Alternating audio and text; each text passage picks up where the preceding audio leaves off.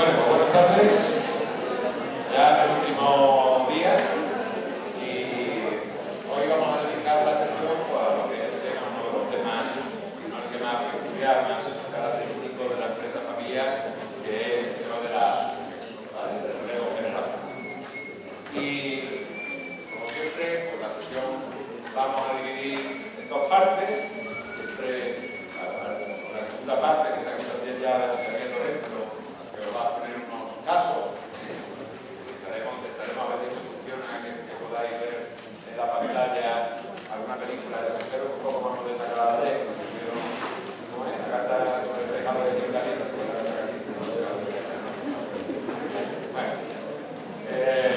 y para empezar, pues hay un abogado que nos hemos además del señor, tenéis ahí el nombre, Antonio López Triviño, es oficial de notaría, por lo demás. La que lo buscamos en Cádiz, que es la que la trabaja. Antonio es un gran experto en temas de gestión generacional. Él es trabajar en la salida de productor en una empresa de familiar y asesora también a la carrera de la empresa familiar de Cádiz, de Córdoba, como la Federación de Empresarios de Cádiz,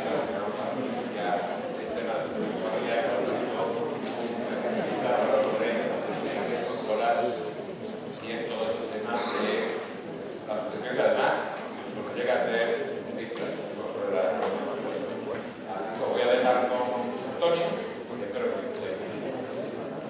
Muchas gracias. Buenas tardes a todos y en primer lugar dar las gracias a la Universidad de Granada y especialmente a la FRO por invitarnos a venir desde Cádiz en el día de hoy. Comentaros una cosa, como estamos en familia, aunque sé que es un poco complicado porque no hay micrófonos para... Lo que sí os pediría, porque a mí me gusta mucho que interactuemos entre vosotros y nosotros, o por lo menos en este caso entre vosotros y yo. Entonces os pediría que preguntéis todo lo que queráis y por supuesto nos hablamos de turno porque, insisto, estamos en familia, en esta familiar y empezamos. Mirad, el tema del relevo generacional de las empresas familiares es la piedra filosófica. Como os decía, el relevo generacional, el traspaso en la propiedad, de la gestión, en el liderazgo de la empresa familiar,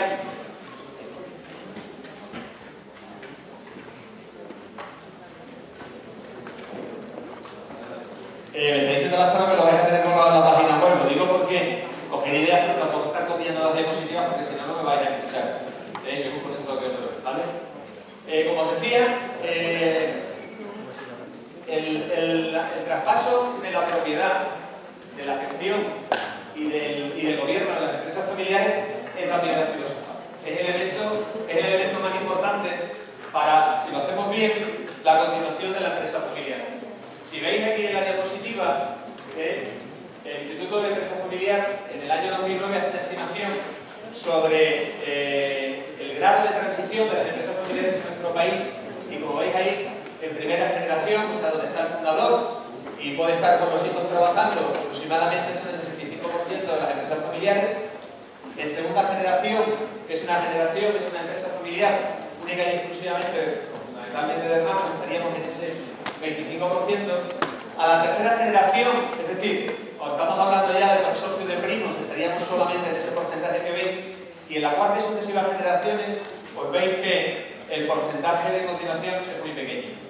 ¿Qué ocurre? Fijaros lo que supone, en este país las empresas familiares suponen aproximadamente el 75% del Producto Interior Bruto y dan trabajo al 70% aproximadamente de los trabajadores que hay en este país. O sea que imaginaros lo que supone que la mortandad de las empresas familiares a los efectos de la continuación de los puestos de trabajo. Siempre hay que pensar, los empresarios no descienden de la pata del circo, y siempre cuando hablamos con ellos, lo que hay que hacerles ver es que no solamente es la empresa suya, sino que si por mal de demonio, si no se hacen bien las cosas, fracasan, pues están dejando fuera no solamente a ellos en su propio negocio, en su propia actividad, sino que están dejando pues, una media X trabajadores por 2 o 3 personas por cada trabajador. Fijaros el número tan importante de personas que se pueden quedar sin trabajo. Entonces, ¿qué es fundamental?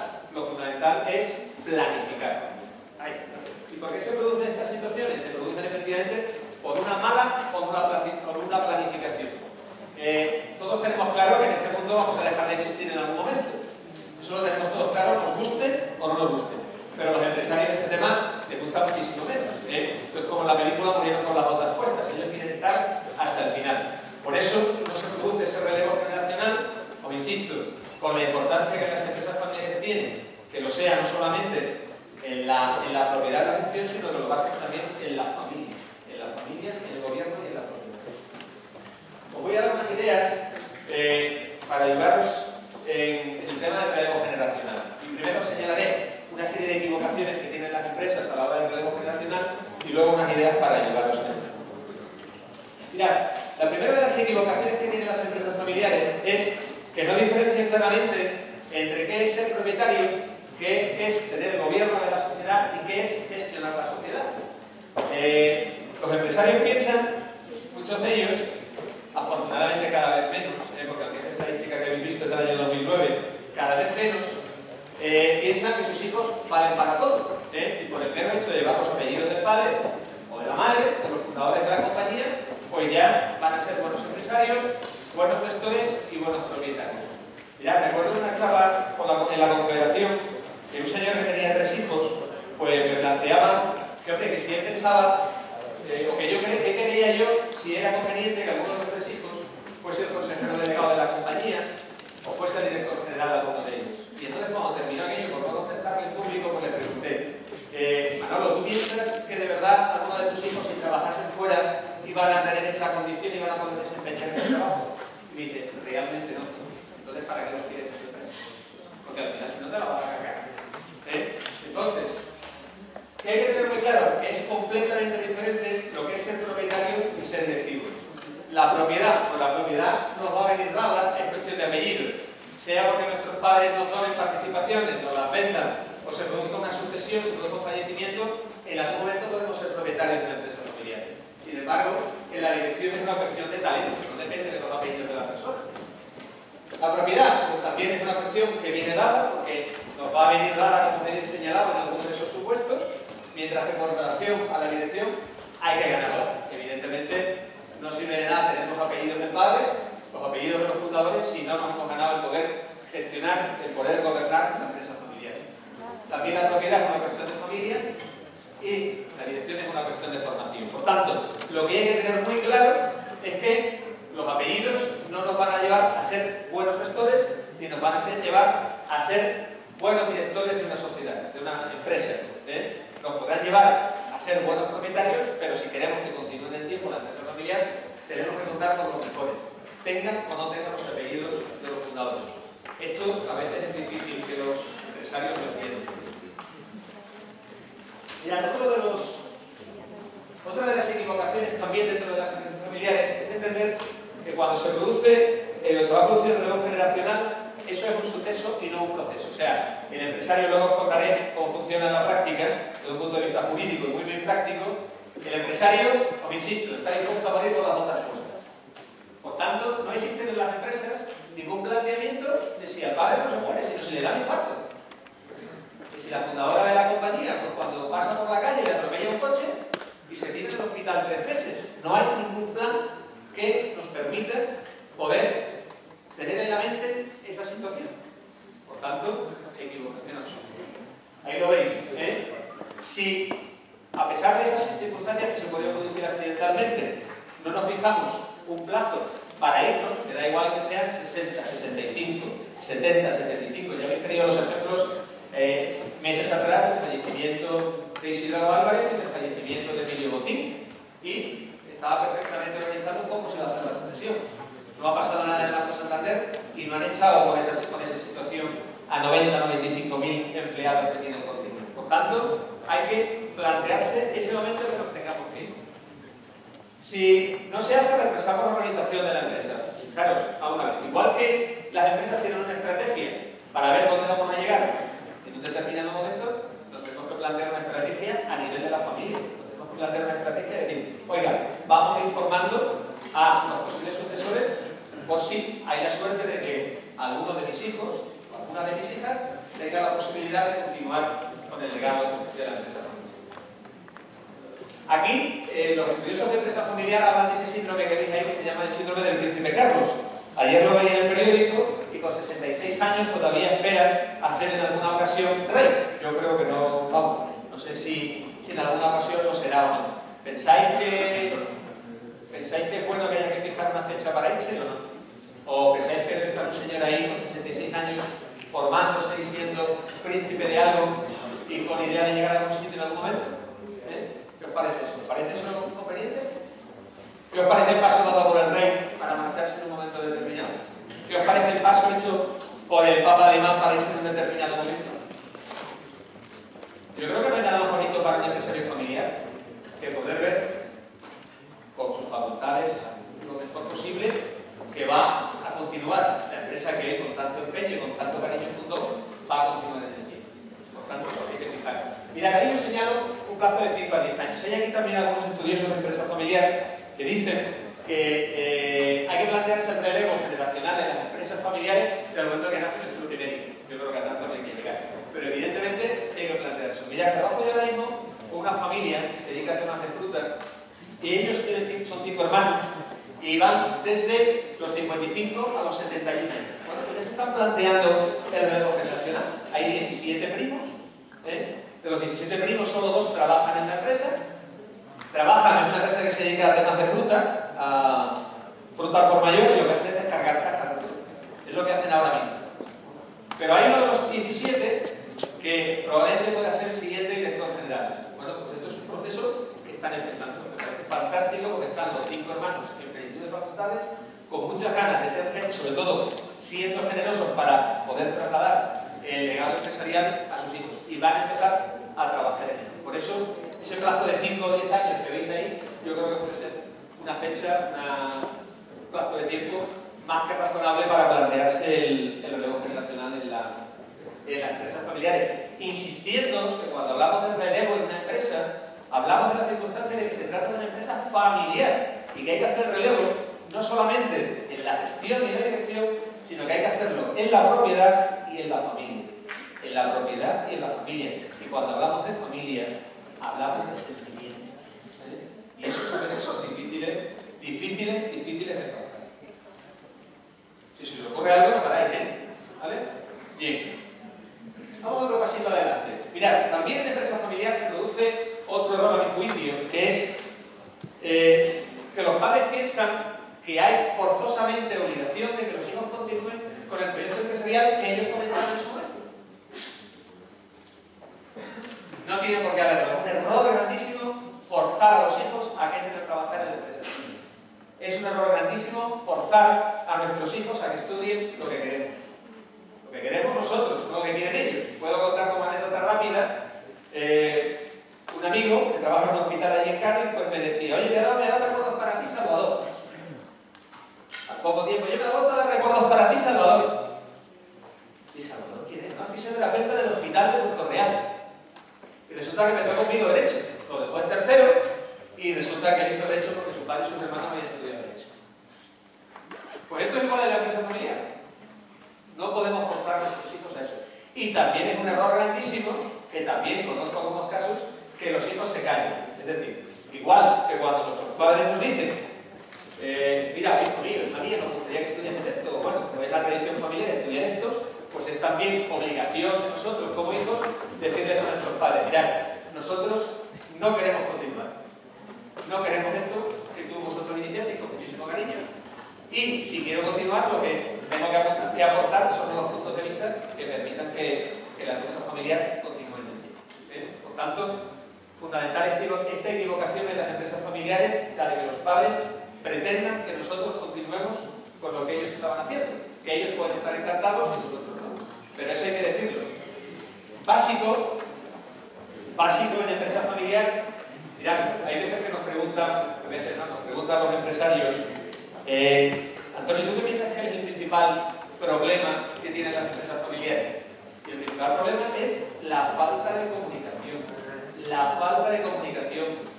¿No habéis estado en alguna comida y han estado todos en la comida mandando mensajes, tweets, y no estamos hablando? ¿No ha llegado hasta el absurdo, que yo lo he visto en alguna ocasión, de que estamos en una reunión y estamos enviando los WhatsApp gente que estamos en la misma reunión?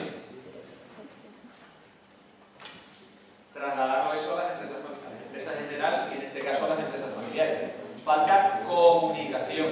Comunicación y transparencia. Y este es un defecto de la comunicación, el de que no escuchamos a nuestros hijos y también por no molestar a nuestros padres, pues continuamos con algo que no nos gusta. Mirad, también hay otra cuarta equivocación a mi juicio, que es que no se sabe transmitir la vocación empresarial. Oye, ¿me echáis alguno de vosotros que el hijo de Nadal vaya a ser buen tenista? ¿Pensáis que algún hijo viendo del Palacio de Domingo va a ser buen cantante porque su abuelo o su hijo o su padre lo era? ¿Por qué piensan los empresarios familiares que sus hijos van a ser fantásticos empresarios? ¿Se lleva el ADN por el mero hecho de llamarse Udín? ¿Se lleva el ADN por el mero hecho de ser Álvarez, ser buen empresario? ¿Qué pensáis? ¿Por qué lo piensan los empresarios familiares?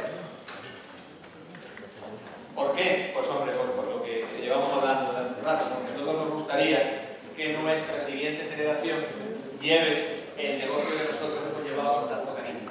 Y que por el mero hecho de tener nuestros apellidos, pues ellos van a estar cualificados para hacer eso. Pero eso no es así.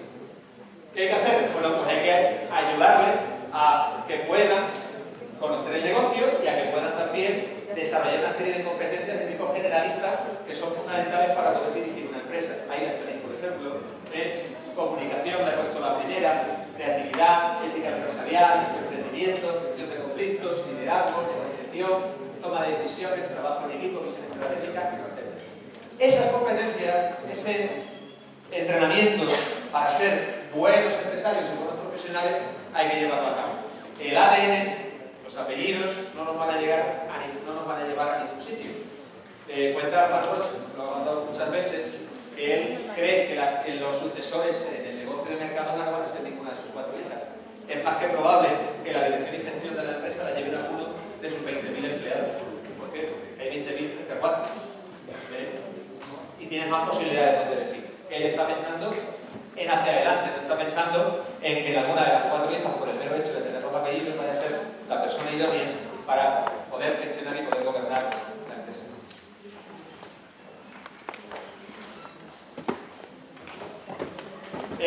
Otra de las cosas fundamentales al hilo del tema de la confianza es la ausencia de diálogo. Esto que puede parecer una tontería, esto en prácticamente el 100% de las empresas con las que tratas, falta ese diálogo y esa comunicación. La empresa, perdón, la familia es comunista en el sentido de que todos nosotros creemos que nuestros hijos son completamente iguales, por tanto, entendemos que todos son fantásticos y maravillosos y no valoramos cómo pueden ser a efectos del trabajo en la empresa familiar.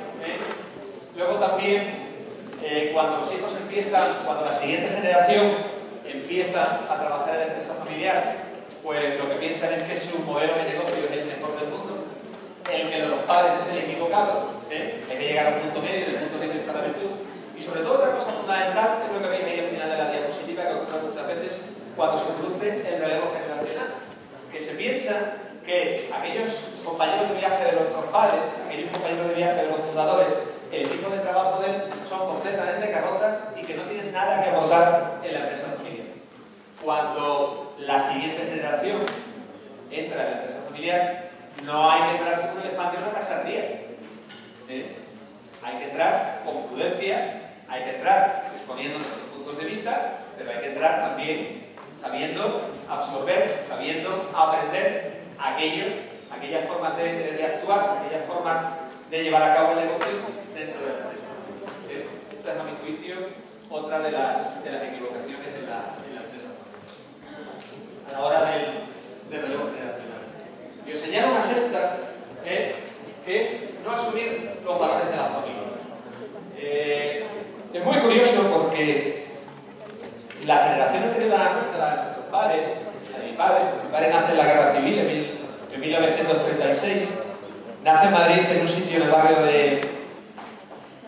de Atocha, donde se parte por la mitad de la ciudad, y mi padre y mi abuelo en el bando republicano, y la otra zona en la zona nacional. Y ha costado mucho que mi hermano y yo seamos capaces de ir a la universidad, ha costado mucho poder empezar a trabajar, ha costado mucho formarnos.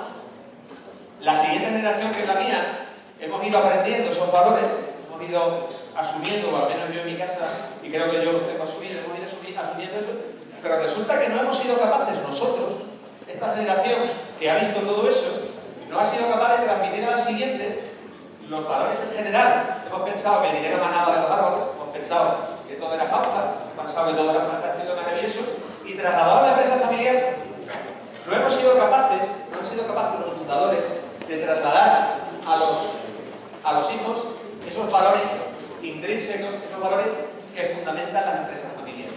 Ahí tenéis enumerados algunos de los valores de las empresas familiares.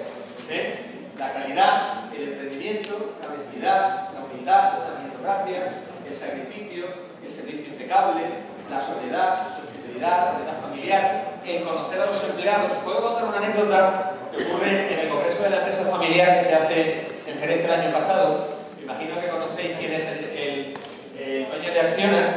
Sabéis que es José Manuel Entrecanales, ¿no? Lo conocéis, ¿no? Por lo menos lo habéis visto en la tele. Bueno, pues José Manuel Entrecanales, que tiene 53 años, resulta que mi padre trabajó con él y me dice, cuando veas, le saludas de mi parte. Pues estoy planteando una empresa como Acciona, no tan grande en aquel entonces, y cuando contacto, hablo con él en un momento y le digo, mire usted, yo soy hijo me imagino que por el apellido lo va a conocer rápido, de Triviño, y me dice, sí, su padre, Antonio López Triviño. Imaginaros cómo se quedó mi cara. O sea, que os quiero decir con todo esto, también pensar que Entrecanales y Tábora, lo que hoy es Acciona, nace en Cádiz del año 49, pero él, que tiene mi edad, se acordaba de mi padre, que tiene 20 y tantos años más que yo. O sea, que os quiero decir con esto, que conocen a los empleados que tienen. Esto es una particularidad muy importante de las empresas familiares. Y otra cosa es que no les gusta aparecer en los medios. Fue muy curioso también, porque mi padre me dice, a ver si puedes hacer una foto con él, para que lo vea, porque mi padre, cuando él venía para acá, pues llevaba a la finca que tiene en Sanlúcar de la Ramera y demás, y dice, me hace ilusión. Y cuando le dije, lo he contado, si se quería hacer una foto conmigo, se quedó blanco. No es persona, no son las entregadas que salga, pero accedió a hacerse la foto y mi padre lloraba. Por eso no puedo contar todo, porque había un contacto, había una serie de valores en la empresa familiar que son los que hay que saber trasladar y saber asumir en la siguiente generación. ¿Habéis visto qué malos son los empresarios familiares o no? ¿Habéis visto la cantidad de detalles y de cosas malas que hacen? Eso es ocurre de esto. Venga. Estamos muy lejos, pero bueno, si lo habláis en alto seguro que nos enteramos. Si no me acerco yo, os dejo el micrófono.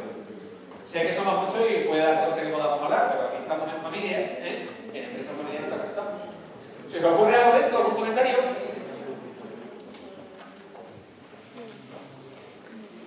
Venga, ¿qué se nos ocurre? ¿No se nos ocurre nada? ¿Qué os parece esto de lo que lleváis visto en el curso? ¿Responde a la realidad o no? ¿Alguien que trabaja en empresas familiares? Levante la mano. ¿Alguien que pertenezca a una empresa familiar? Venga. ¿Qué os ha parecido esto? ¿Qué te ha parecido todo eso? ¿La empresa? Perdona, ¿qué generación está? La primera. En la primera generación. ¿Y trabajáis alguno estáis en la segunda de la segunda o no? Bueno, yo hago un trabajo ahí de vez en cuando. Venga, ¿qué piensas de esto? Pues que son cosas muy útiles porque, pues para ver lo que viene de cara al futuro que te puede pasar para ser un padre. ¿Vale? ¿Él empieza la empresa él solo o empieza con algún hermano o con alguien? Mi padre y mi madre. Tu padre y tu madre. ¿Y qué piensas del tema de la evolución generacional? ¿Qué tal tienen tus padres? No lo han planteado. No lo han planteado. Vale. Allí arriba de la mano.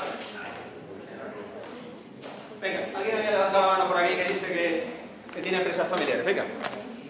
¿Qué piensas de esto? Cuéntame. Bueno, yo lo veo muy bien porque el cambio a traspasar la empresa a los hijos, yo lo veo bien para que la empresa siga en pie.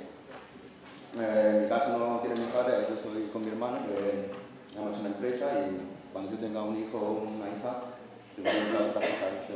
Muy bien, luego te daré unas ideas. ¿Alguien más por aquí? ¿Ya que he subido hasta aquí? Venga. Nadie tiene empresa, no me lo puedo creer. O que nadie quiere hablar. Que también. Mirad, bueno, pues ahora vamos a daros unas ideas para intentar hacer ese relevo generacional lo mejor posible.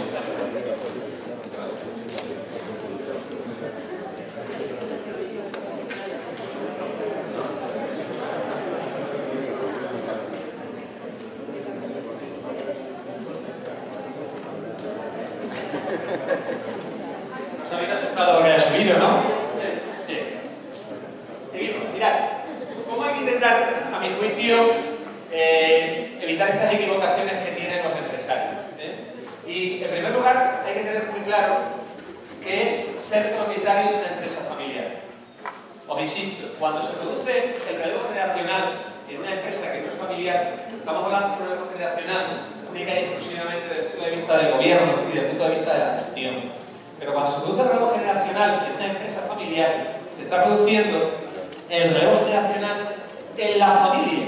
Y llegará el momento en que, salvo que nuestros padres vendan a un tercero el paquete accionarial, llegaremos a ser propietarios de la empresa familiar. Por tanto, hay que tener muy claro qué es ser propietario de una empresa familiar. Y os insisto en lo que antes os decía. Cuando una empresa se va al traste, no se va al traste solo la familia empresaria, se va al traste la familia empresaria y los empleados que tienen. Y si esos empleados contamos por 2 o 3 por cada empleado, pues estamos hablando con que haya que solamente estamos alejando a 30 personas en la calle. Por tanto, hay que tener muy claro, cuando soy propietario de una empresa familiar y quiero seguir siendo propietario de una empresa familiar, ¿qué significa eso? Eso va a significar, lo que veis ahí, significa que nos va a llevar consigo a asumir sacrificios personales y económicos, por ejemplo, desde el punto de vista económico, porque en algún momento tendremos que avalar algo que haga nuestra empresa, y eso, si soy propietario, nos va a tocar. En la época de bonanza no había, los bancos no pedían analistas para las cuentas de crédito ni para las pólizas y demás, pero actualmente piden el de todo el mundo. En definitiva, si soy propietario de la empresa familiar, me va a tocar en algún momento asumir algún tipo de sacrificio. Luego también tengo que tener clara, separar lo que es la familia de la empresa. Recordándoos que en la familia se es comunista y todos somos iguales, pero en la empresa se debe de estar por meritocracia. ¿Por qué? Porque para que la empresa funcione, os insisto, no funcionan por los apellidos de los fundadores y por los apellidos de los sucesores. Por tanto, tener muy claro qué significa ser propietario en una empresa familiar. En segundo lugar, hay que desarrollar una cultura, al hilo de lo que antes comentaba, del tanto rindes, tanto vales. O sea, os insisto, que no sirven de nada los apellidos de los fundadores de la compañía. Si queremos que continúe en el tiempo, si queremos aportar valor y queremos que continúe, hace falta que estén ahí los más capaces, y sean aquellas personas que aporten ese valor que permita continuar en el tiempo. Ahí veis que fundamentalmente yo me quedaría con lo que aparece al final. En la empresa no hay igualdad, hay jerarquía, hay disciplina y hay contribución. Muy claro esto. Es un error muy típico de los empresarios familiares, yo creo que todo empresario, da igual que sea familiar o no, pues crear un puesto de trabajo, mi hijo o mi hija que pretende trabajar o que se ha quedado en paro en otra actividad, vamos a crear un puesto específico para que trabaje dentro de la empresa. Craso error. Craso error. Eso sirve para muy poco tiempo. Pero eso, si la persona no es una persona capaz y entra por méritos, no va a llegar a ningún sitio. No va a llegar a ningún sitio.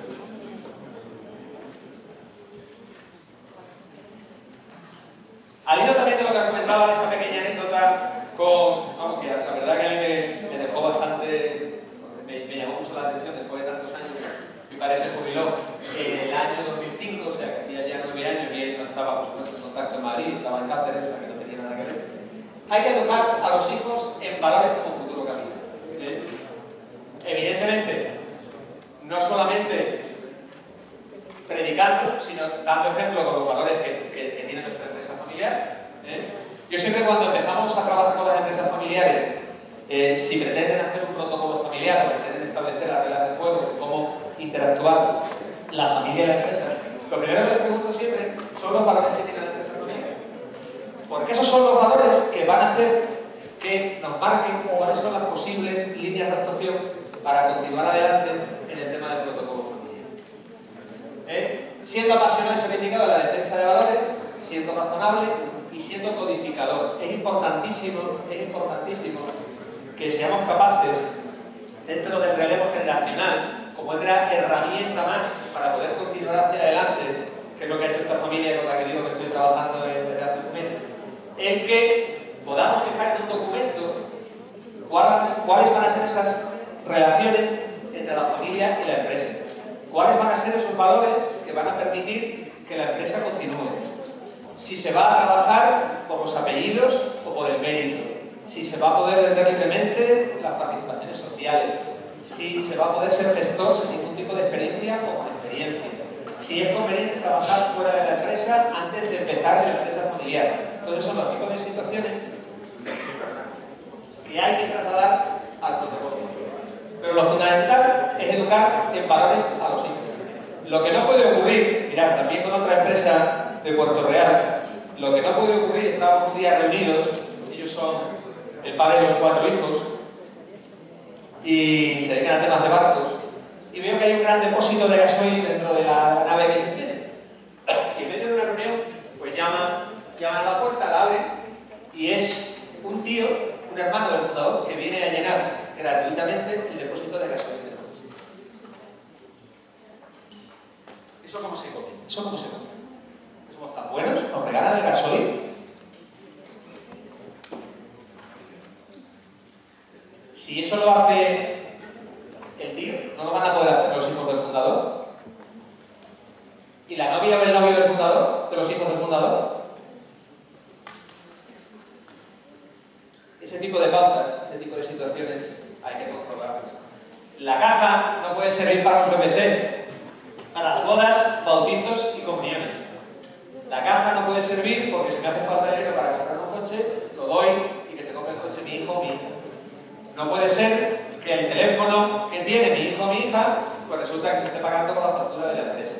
Ese tipo de cosas hay que educar en valores para que sepamos realmente lo que cuesta ese tipo de situaciones. Eso nos permitirá, aunque pueda parecer una tontería, desde el punto de vista fundamentalmente de la familia en interacción con la empresa, para poder hacer mejor el relevo generacional. Y luego, lo que es importante, porque claro, hablamos siempre, Antonio, me estás hablando de intentar que se hagan las cosas bien, el relevo en la propiedad, el relevo en la gestión, el relevo en la familia, muy bien. Pero ¿y si el negocio no da de comer, entonces qué pasa? Evidentemente hay que buscar un modelo de negocio que permita a la familia comer. Os explico, traducido a la práctica. Esta familia de la que os hablo, donde hay 5 fundadores, son 5 hermanos y ahora hay 17 primos, pues evidentemente, cuando falten los 5 fundadores, o porque en vida repartan lo que tienen, el paquete accionarial, se van a encontrar con 17 propietarios. Y 17 propietarios que van a querer los dividendos, porque en definitiva, trabajes o no trabajes en la empresa, al final la propiedad lo que te va a permitir, si las cosas funcionan, es poder percibir alguna cantidad.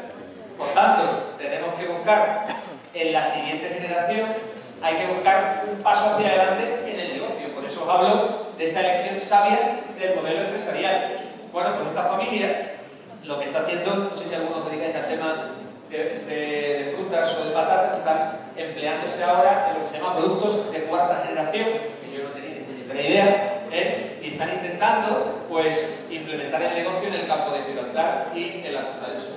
Evidentemente es que va a haber 17 familias que no es que trabajen directamente recogiendo la fruta, ni descargándola del camión, ni llevándola del camión de la nave al proveedor, sino que va a haber 17 familias que serán propietarios en mayor o menor medida y que llegará un momento en que si se reparten dividendos, pues tendrán derecho a ellos.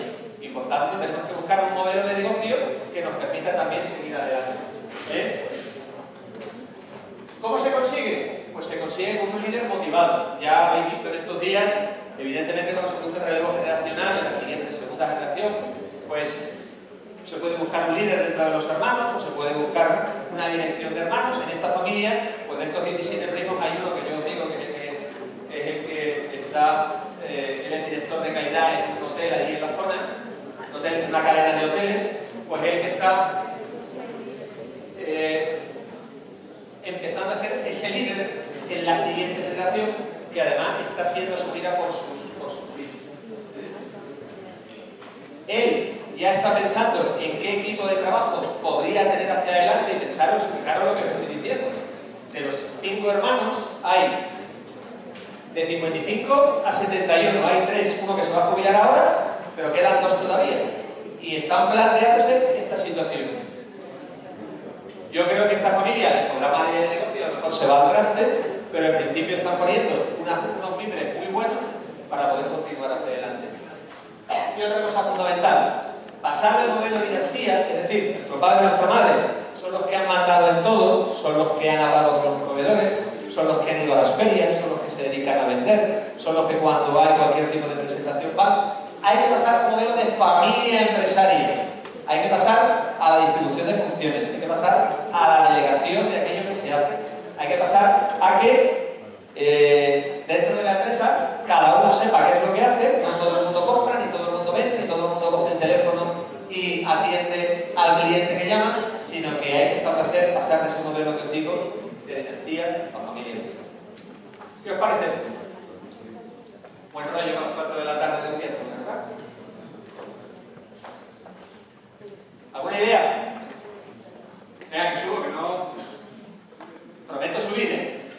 Alguien ha dicho por ahí, sube, que subo, ¿eh? Venga, ¿alguna idea? ¿No se os ocurre nada? ¿Alguien que aporte algo? Venga.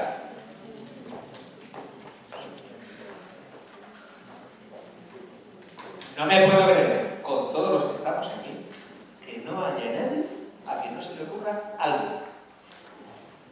Antonio, me parece mal esto. Mira, Antonio, a mí me parece que podríamos ir por aquí. O creo que, o lo que he escuchado estos días, esto podría ser así. Venga, ¿alguien está haciendo? Nadie. Me voy a dejar mal, ¿eh? Venga.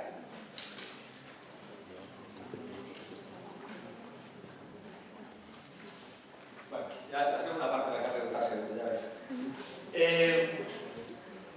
Una vez que hemos visto cuáles son pues, los principales errores y las ideas que había que seguir, vamos a dar un poquito, 3-4 diapositivas, sobre la preparación de los sucesores y las relaciones entre fundadores y sucesores. Mirad, ahí está, relación de sucesor, etapas de recomendación. Dentro de los estudiosos de empresa familiar se suele diferenciar 3 tipos de etapas en la preparación de los sucesores en la empresa familiar. Una preparación que se llama remota, que es, pues bueno, como veis ahí, hasta con unos 18 años o ingresar en la universidad. Es aquella etapa donde pues se va trabajando a lo mejor en verano, echando una mano, viendo qué es el negocio. Lo fundamental, nosotros como padres lo que tenemos que hacer es que nuestros hijos llevarlos a que vean qué es lo que hacemos. Pensar que vuestros hijos os van a ver de noche y tarde, os van a ver a trabajar los sábados, los domingos, los días de fiesta, y ellos tienen que saber qué es lo que estáis haciendo.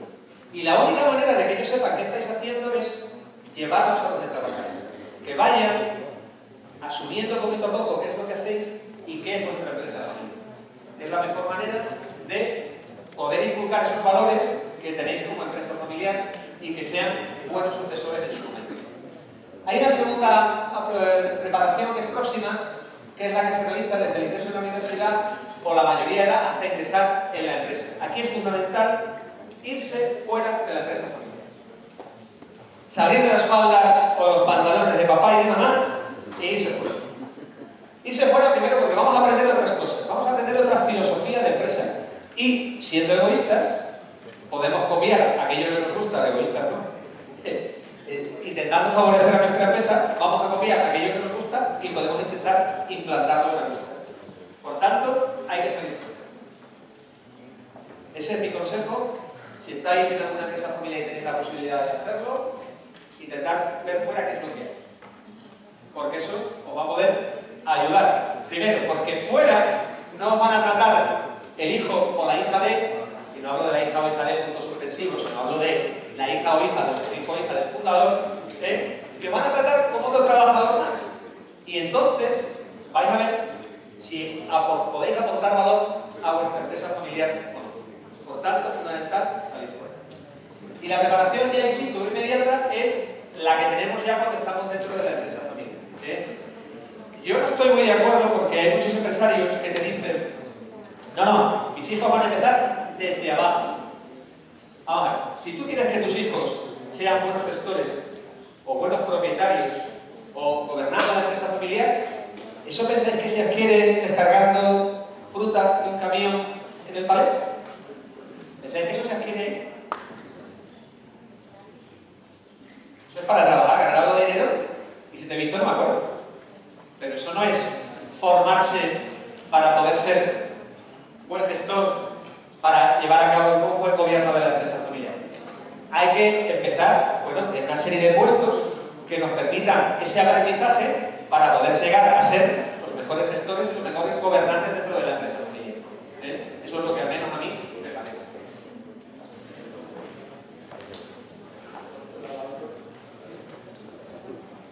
Mirad, la preparación del sucesor, como continuación de lo que os decía, una vez que ya estamos dentro de la empresa familiar trabajando, a mi juicio es situarnos en un puesto correcto. Yo creo que el tema de empezar descargando cajas de, con todo mi respeto, descargar cajas de fruta, cuando tú pretendes estar dentro de ese grupo que vaya a liderar o que vaya a continuar en la siguiente generación, me parece a mí que no va a ser o que no es el sitio adecuado.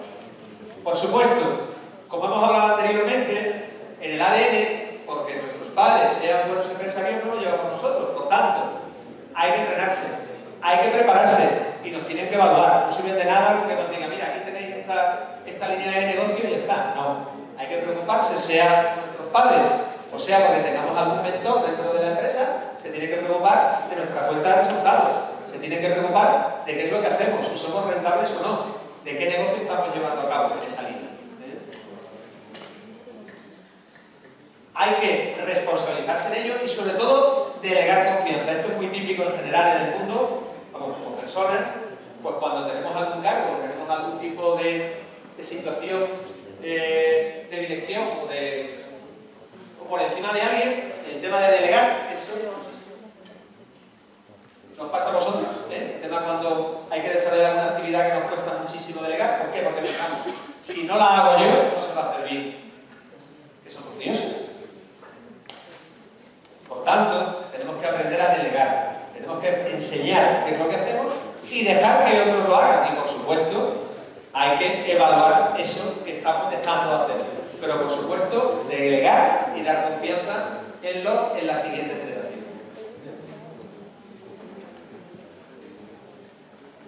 ¿Qué recomendaciones os daría yo si sois sucesores de una empresa familiar? Que es la que doy siempre a los hijos. En primer lugar, que si me quiero incorporar es porque estoy convencido de que quiero trabajar en la empresa familiar. No por darle gusto a mi padre, a mi madre, o porque, como me decía Salvador, mis hermanos y mi padre son magníficos abogados en general de la frontera. No. Eso no va a ningún sitio. Eso es tiempo perdido para la empresa y tiempo perdido para nosotros como posibles trabajadores en otra cosa que no sea la empresa familiar. Segundo lugar, lo que os decía antes, irnos fuera de nuestra empresa familiar. Nosotros, como padres, tenemos siempre la actitud de ser paternalistas, de hijo, hija, no pasa nada, esto. Aquí estamos hablando de las papas, y con las papas no se juega. Estamos hablando de las cosas de comer. Y por tanto, tenemos que tener gente formada, y la mejor gente posible. Y la manera de ver si somos capaces de hacer algo, y no solo por nuestros apellidos, es irnos fuera, trabajar fuera, y ver que somos capaces de desarrollar nuestra actividad fuera del paraguas de nuestra empresa familiar.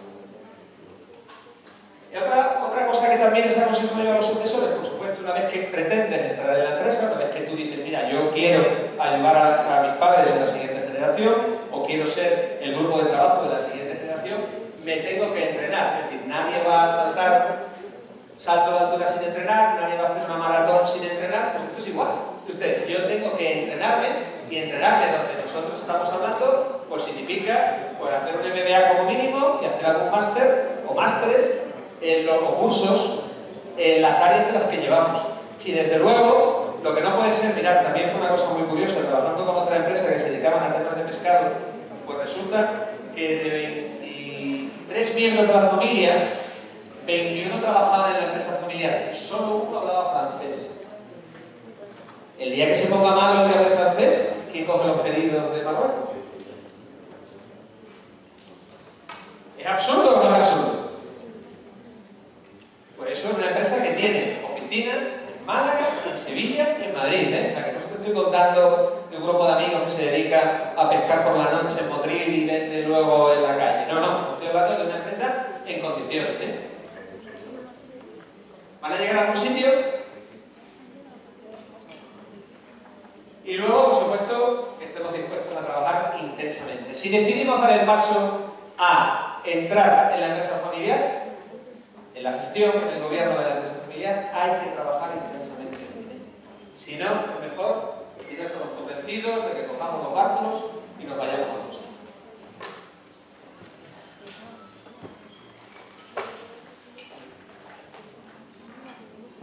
Otra cosa fundamental, hay que ganarse el respeto de los empleados, ¿eh? Hay que dejar de huir de... Esto parecía una cosa olvidada, pero si os acordáis de hace poco, tanto cierta presidenta de comunidad cuando aparca, cierto jugador de fútbol de equipo de color azulgrana, que dice usted no sabe con quién estoy hablando. Y el tema de los apellidos y el tema que sepa usted con quién está hablando me trae sin cuidado. Usted es otro trabajador más en la empresa familiar, lo sea de cargando cajas o lo sea desde el punto de vista del gobierno de la gestión de la empresa. Por tanto, hay que vivir esa historia de que los apellidos, tenemos los apellidos de papel nomás y por eso somos aquí mejores que nadie. Si no aportamos valor, por muchos apellidos que tengamos, no servirá absolutamente nada. También otra de las cosas que yo les aconsejo a los sucesores es actuar con cautela a la hora de plantear qué podemos hacer en la siguiente generación. Pensar que en una empresa familiar hablamos de sentimientos. Pensar que en una empresa familiar nuestros padres llevan 30, 35, 40 años haciendo las cosas de una determinada manera. Que puede servir, puede haber servido hasta este momento, pero más adelante puede no servir. Por tanto, no puedo entrar como un elefante en una cacharrilla. Tengo que intentar que mi punto de vista para poder mejorar el negocio, para poder aportar valor, pues lo hagamos de una manera prudente, hablando y con comunicación. Otra de las cosas fundamentales es, mirad, la palabra jubilación viene de júbilo, pero ¿pensáis que responde de verdad a la etimología de la palabra? Os estoy hablando de la jubilación en la empresa familiar, no os hablo del que tiene 55 y lo jubilan de un sitio y le dan el mismo dinero que tenía sin trabajar. Hablo desde la empresa familiar. ¿Pensáis que cuando una empresa familiar se jubila o decide marcharse, se va con júbilo? Os puedo decir que no. Os puedo decir que no. Por tanto, hay que cultivar mucho las relaciones, que ahora veis otra diapositiva, entre los fundadores y los que vienen detrás. Por tanto, conversar mucho con este tema.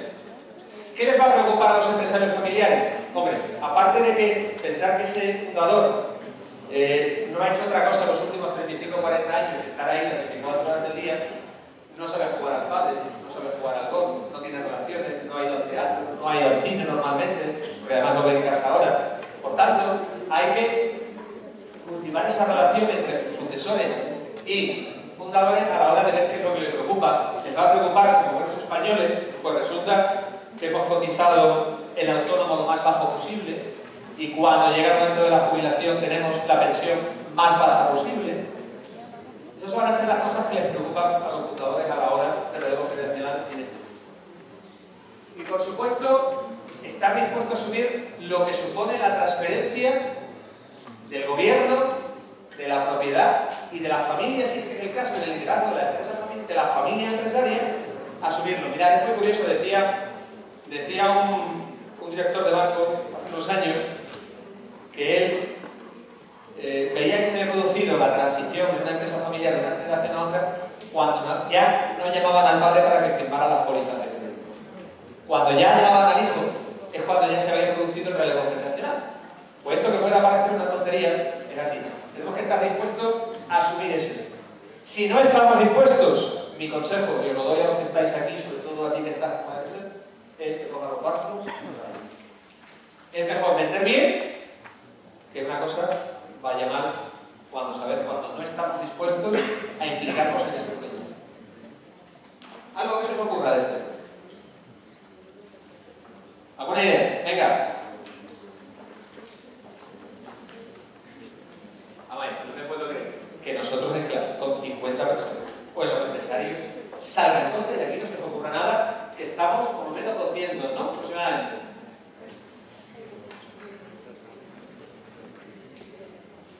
¿Esto qué suena? ¿Música celestial? ¿Lo sabíais ya o qué? ¿Que hemos venido para nada? ¿Eh? Nada, aquí yo tengo que sacar de contar. Mirad, y la última diapositiva en esta idea de relevo generacional desde el punto de vista de liderazgo, del gobierno y de la gestión, es estas relaciones entre sucesores y fundadores. He comentado ya un poquito antes, las podemos ver ahora también. Fundamental, los padres, si no han sabido hacer otra cosa que trabajar, que es lo que han sabido hacer nuestros padres, pues hay que buscarse como fundadores, buscarse otras cosas. Yo cuando la gente te dice, no hablo no de empresarios familiares, sino cuando te dice la gente, algunos que se jubilan, que no saben qué hacer, pues por las cosas que hay que hacer. Pues hay que ayudar a nuestros padres a que eso lo hagan, a que salgan, que viajen lo que no han podido viajar, porque la verdad es que en muchísimas ocasiones no han tenido ocasión de ir a ningún sitio.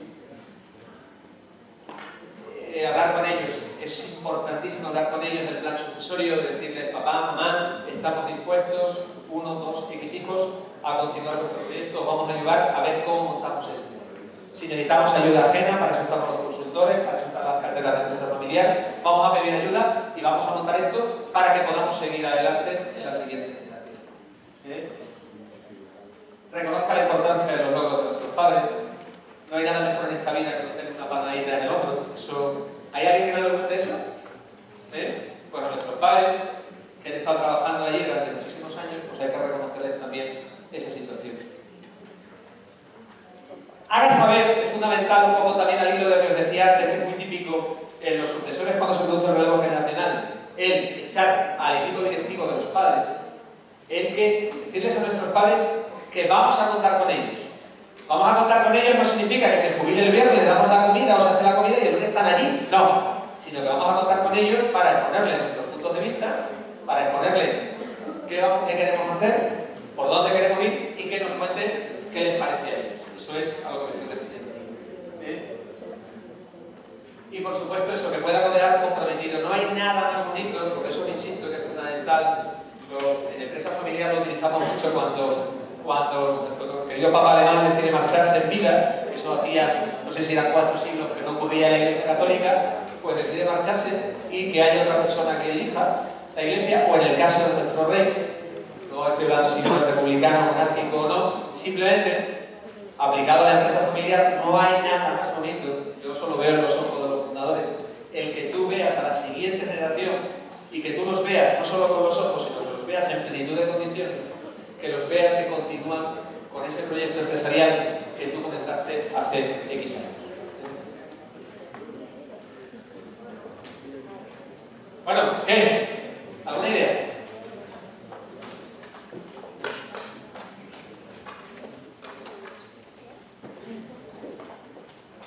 ¿Todas las tablas son así? A ver. Venga, ¿os ocurre alguna cosa? ¿De lo que habéis visto alguna idea? ¿Una idea hacia el no? ¿Una idea hacia el sí? Mira, Antonio, esto sí, esto no. Nada, venga. Venga. Empezar desde abajo, que a lo mejor puede ser interesante. Por ejemplo, Ana Bortún lo hacía trabajar en de carrera, en el marco de nombre y tal, y sirve para conocer trabajo agrícola, que no me parece tan tajante, ¿no? claro.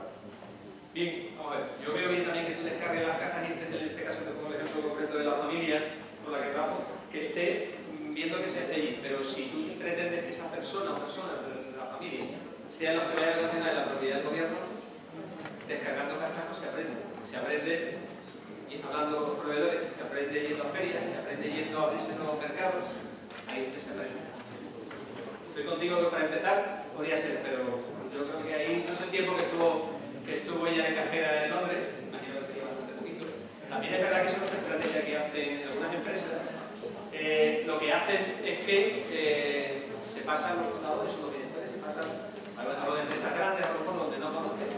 Alguien no tiene claro, tú estás viendo aquí y dices, sí, este es el reparto por el teatro, pero luego tú lo ves por allí en medio comprando, tú te das cuenta que es más noche. Para saber usar un poco cómo funciona la gente. Sí.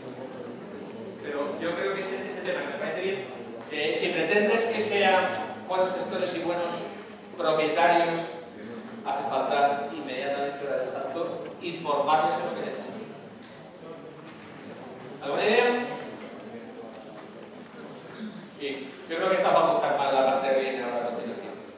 Mirad, hemos hablado del relevo generacional en la familia, en el gobierno y en la gestión, pero no hemos hablado del relevo generacional en la propiedad, en la transmisión de la empresa familiar.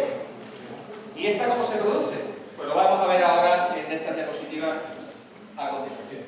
Mirad, la propiedad de las empresas familiares en nuestro país se produce de dos maneras. Se produce una cuando la gente está viva, en actos intervivos, es decir, yo puedo o vender mi paquete accionarial, o puedo donar, regalar mi paquete accionarial, o puedo permutar.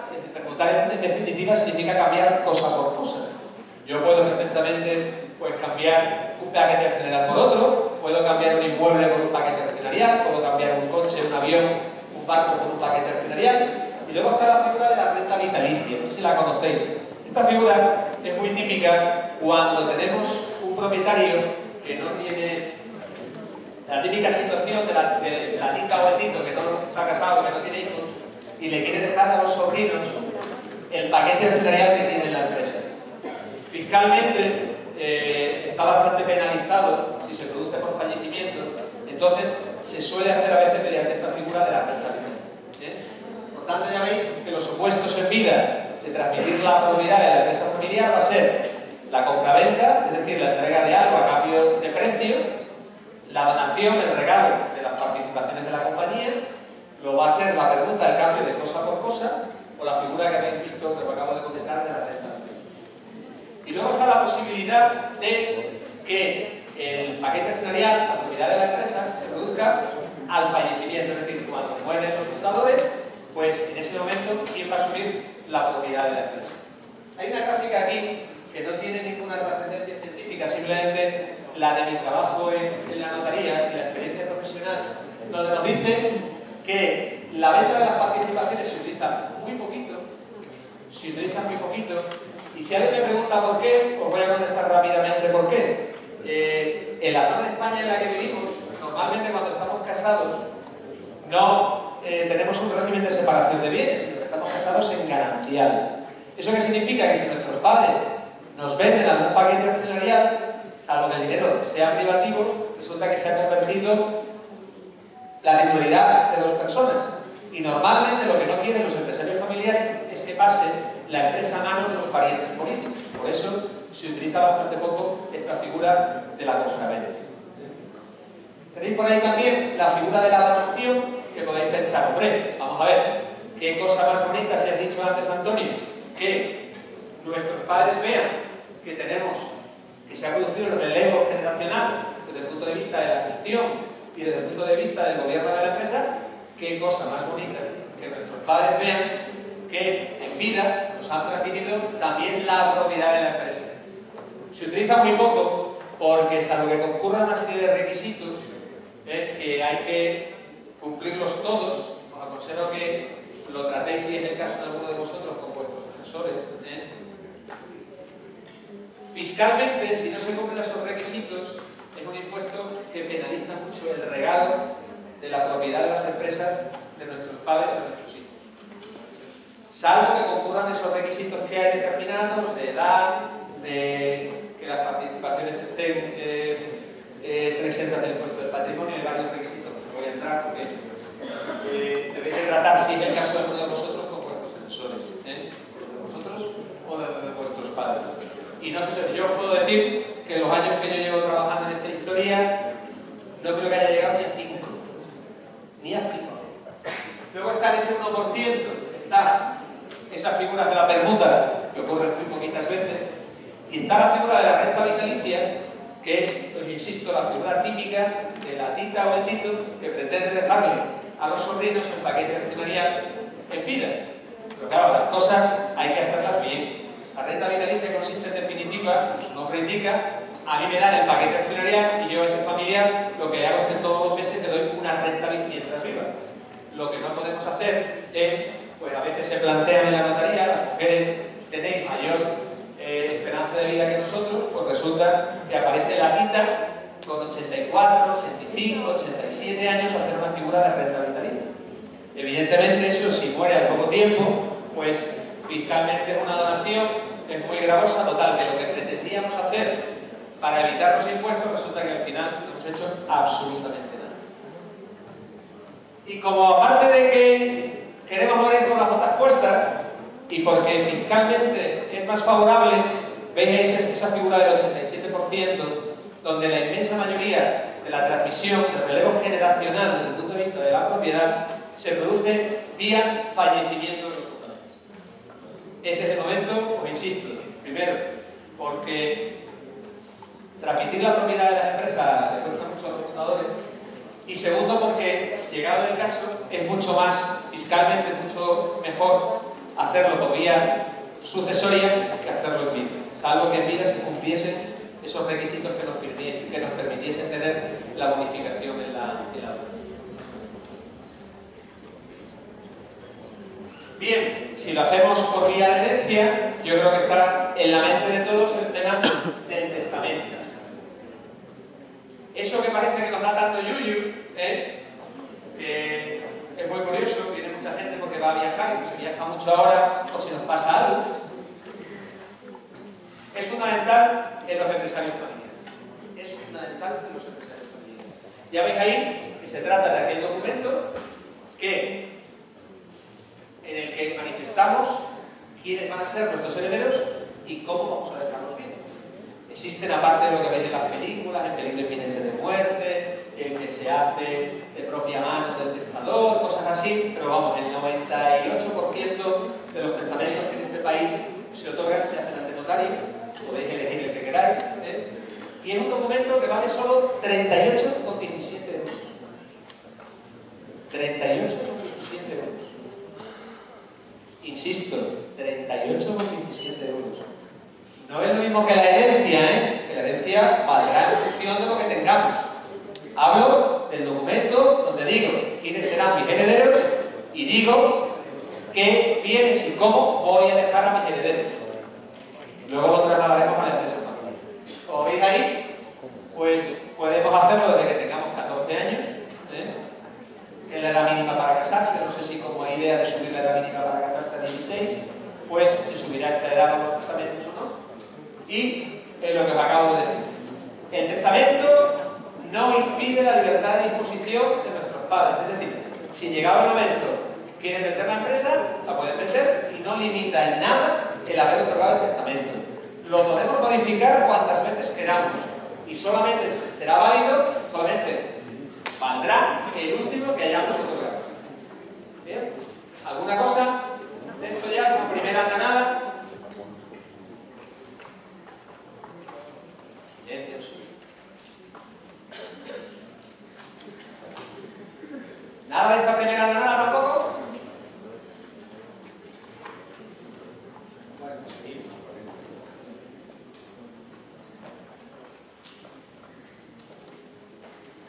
Bien, si hemos hablado de que la inmensa mayoría de los fundadores lo que hacen es que transmiten la propiedad de la empresa a su fallecimiento, hemos hablado como vehículo, como camino para poder hacerlo lo mejor posible, el de otorgar testamento, nos tenemos que plantear, ¿yo tengo libertad para poder hacer testamento o no? Mirad, en España no existe una libertad absoluta para poder dejar los bienes a quien queramos. Igual que el derecho anglosajón sí es perfectamente posible, aunque tenga hijos, dejárselo a mi esposa o a mi esposo y luego a los hijos, o dejárselo al vecino del quinto, o como veis en las películas que existe el derecho anglosajón, sobre todo en el americano, el poder dejárselo a un perro y cosas por el estilo, eso no ocurre en nuestro país. En nuestro país, da igual la zona de España en la que vivamos, mayor o menor medida es muy similar, existen limitaciones a la hora de poder dejar la propiedad de la empresa libremente a la siguiente generación. Y ahí, esas personas con las que tenemos algún tipo de limitación a la hora de yo dejar esa propiedad de la empresa, van a ser, por un lado, nuestros hijos, si es que los tengo. Si no tengo hijos, serían nuestros padres, los que tendrían derecho a algo. Y tenga hijos o no tenga hijos, viva mis padres o no vivan mis padres, si estoy casado, también mi cónyuge va a tener una serie de derechos. O sea, que nos encontramos como principio básico que yo no voy a poder dejar libremente la propiedad de la empresa de la manera que quiera, sino que me va a obligar, si tengo esos determinados sucesores, si tengo esas personas que tienen un parentesco conmigo, me va a obligar a dejarles, a tener por ley que dejarles. ¿Cuánto les tendría que dejar? Ahí tenéis, mirad, si resulta que tengo hijos, pues me veo obligado a dejarles 2/3 partes de todo aquello que yo tengo. Al menos 2/3 partes, le puedo dejar el 100% si quiero, pero evidentemente, como mínimo, 2/3 partes. No obstante, el legislador, que es algo bueno en esto, nos dice, mirad, de esas 2/3 partes, hay una que libremente vas a poder dejar siempre a un descendiente, a un hijo, a un nieto, a un bisnieto, a un tataranieto. Pero de esas 2/3 partes hay una tercera parte que es obligatoriamente de distribución entre los hijos. Bien, si resulta que no tengo hijos, pero viven mis padres, si estoy soltero, van a tener derecho a la mitad de la herencia. Ahora os cuento un caso del lunes, muy curioso. A la mitad de la herencia. Y si estoy casado, pero si no tengo hijos, pues los padres van a tener solo una tercera parte de la herencia. Pero, fijaros ya que nosotros seguimos lo que hacían los romanos. Los romanos decían que el cariño desciende, luego asciende y luego se extiende. ¿Eso cómo se traduce? ¿Se traduce en qué? En que en primer lugar prefiere a los hijos, por eso dice que al menos 2/3 partes irá para los hijos. Si no los hay, el cariño sube y asciende, iría a nuestros padres y les reconoce la mitad de la herencia al menos, salvo que estemos casados. Y en tercer lugar, va el cónyuge, y ya lo verían nuestros hermanos, nuestros sobrinos, nuestros primos hermanos. ¿Vale? Pero fijaros que el cónyuge está en tercer lugar, no está en primer lugar, está por delante los hijos. ¿Y cuáles serían los derechos del cónyuge? Pues serían siempre de uso y disfrute, y va a depender con los parientes que concurran. Si concurriese con los hijos, va a tener una tercera parte de la herencia mínima. Si concurre con los suegros, es decir, con mis padres, si yo falto, pues sería de la mitad de la herencia, y si no concurre ni con los hijos ni con los padres, sea con los hermanos del testador, o con un extraño, con la Asociación Española contra el Cáncer, pues sería de una mitad de la herencia.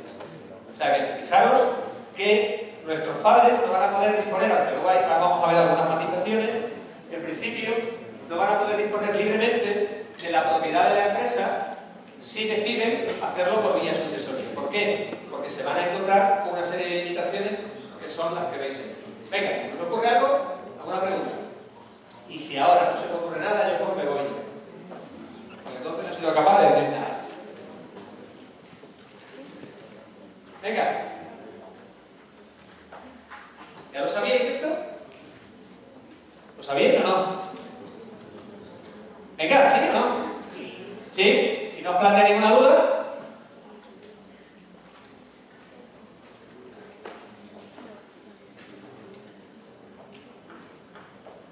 No hay ninguna duda, que no lo puedo creer, ¿verdad? ¿Nadie tiene ninguna ni ha pasado nada en su casa de este tipo de cosas? ¿Nadie? ¿Lo tenemos claro? ¿Sí? Bien.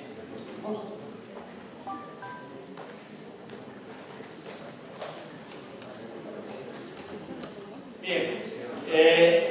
¿Por qué es aconsejable otorgar testamento? Mirad, es básico y fundamental otorgar testamento, porque si además pensamos, y habéis visto en esa estadística que aproximadamente el 87% de la transmisión de la propiedad de la empresa familiar se produce por vía sucesoria, pues lo que no creo que debamos hacer es no hacer testamento y dejar que todo vaya por igual a todo el mundo. O sea, de hijos, porque vaya todo por igual, por mucho que queramos a nuestros hijos.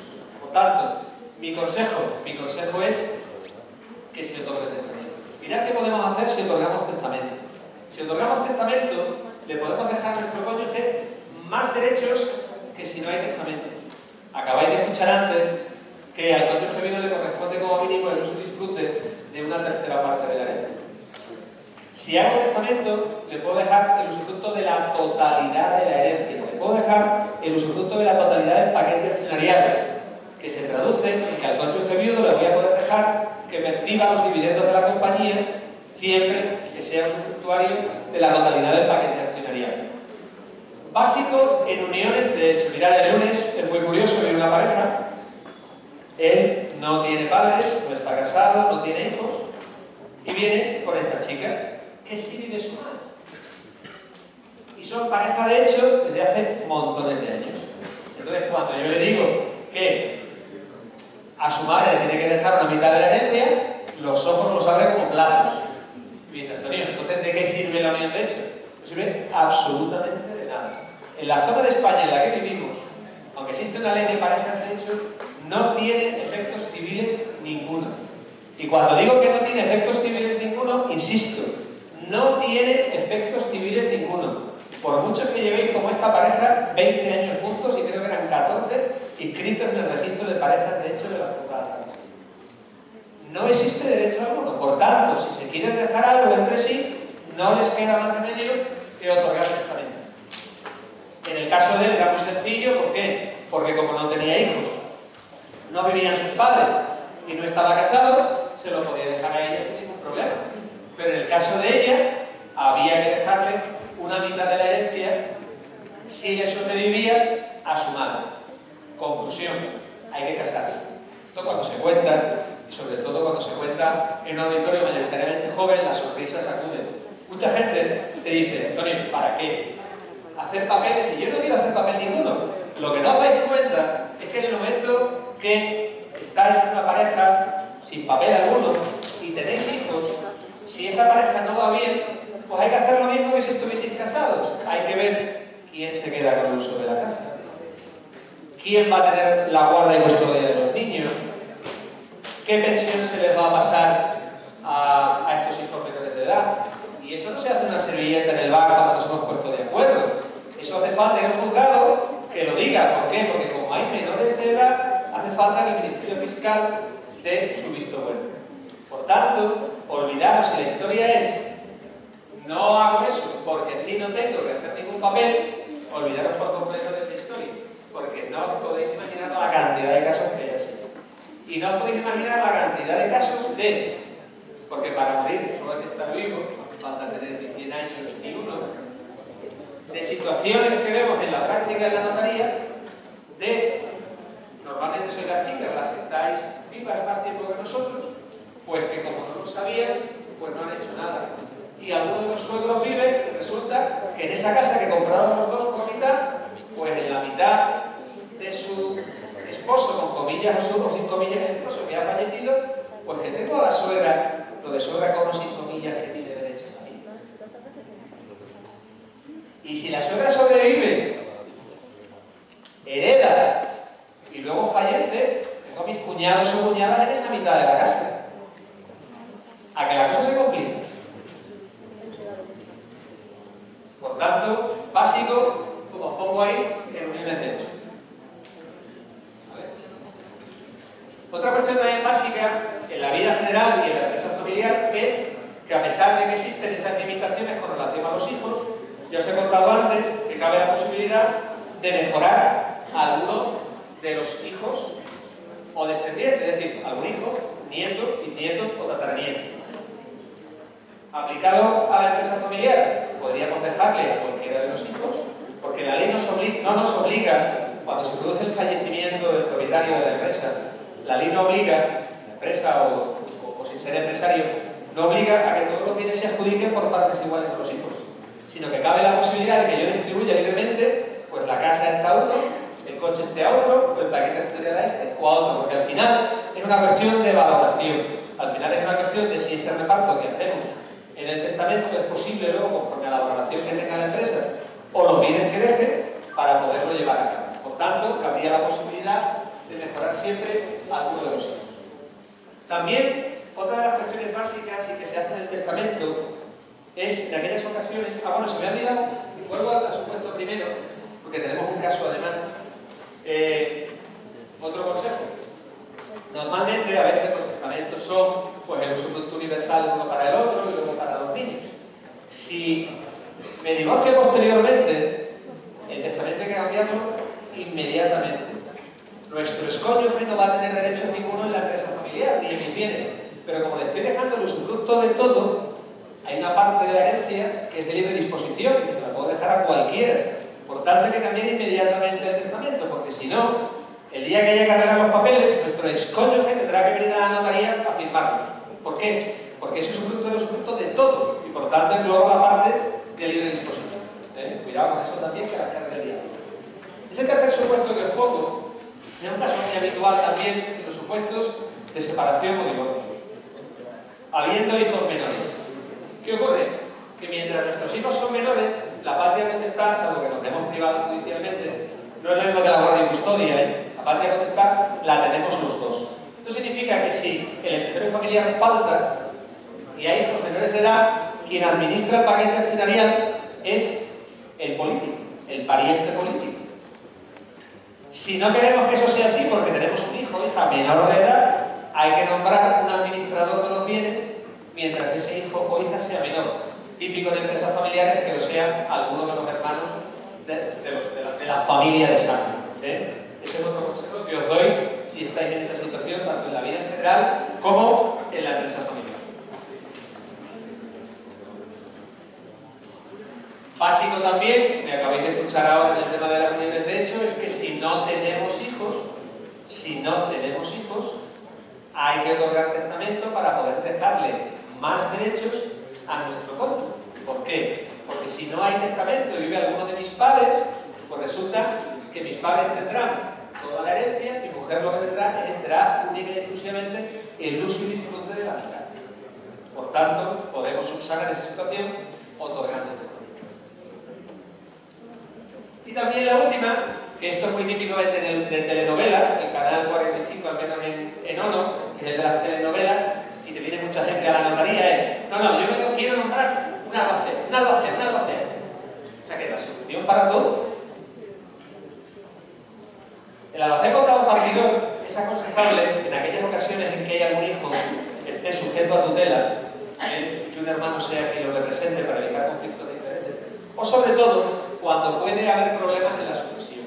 Yo soy albacea contador partidor de un compañero de Málaga que murió y evidentemente tenía hijos de un matrimonio anterior, estaba casado en segundas nupcias, no había hijos del segundo matrimonio, y para que os hagáis una idea del pelaje de los hijos del primer matrimonio, pues terminando la misa a las 5:30 de la tarde en el cementerio de Málaga, pues resulta que pregunta a la chica que me había dejado su padre. Como comprenderéis, aquello era una piedra con ojos, no era una hija. Por tanto, él me dijo, Manolo, murió de un infarto, no, por supuesto, estaba mal ni nada por el estilo, pero me dijo, Antonio, yo sé que si te nombra a ti, tú vas a defender a Paquita, a mi mujer, y vas a ayudar a que esto se lleve adelante lo mejor posible. Ahí es cuando es interesante la figura de la albacea contador partidor. En aquellas ocasiones en que pensemos que puede haber problemas en el reparto de los bienes en general y de la propiedad de la empresa, en el caso particular de la empresa familiar, o en aquellas ocasiones en que alguno de los posibles sucesores está sujeto a tutela, alguno de los hermanos es el tutor y en definitiva si yo falto y mis hijos, uno está sujeto a tutela y otro es el tutor, al final habrá un conflicto de intereses. ¿Por qué? Porque el que es tutor actuará por sí mismo y actuará en nombre del sujeto a tutela, el sujeto incapacitado. Entonces, para no tener que ir a los tribunales, para no tener que nombrar un defensor judicial, para no perder el tiempo y gastar dinero, es muy válida y muy interesante la figura de la albacea contador. Venga, algo que se me ocurra.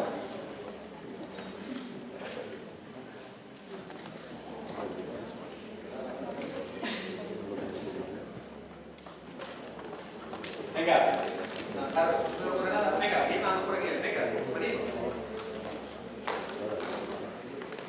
Venga, cuéntanos. Pero la albacea que estamos partidos solo puede nombrar la persona que fallece. Si, por ejemplo,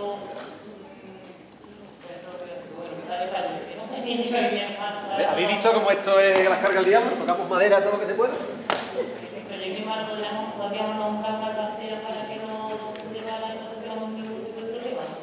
Tú lo podrías llevar con relación a tus bienes, pero no con relación al principal.